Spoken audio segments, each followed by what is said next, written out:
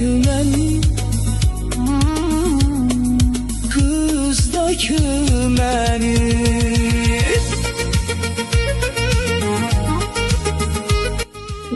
Belə çox ürəyimə girdi. Sonra isə dərhal mən Leningrada oxumağa getdim. Tanışlığımız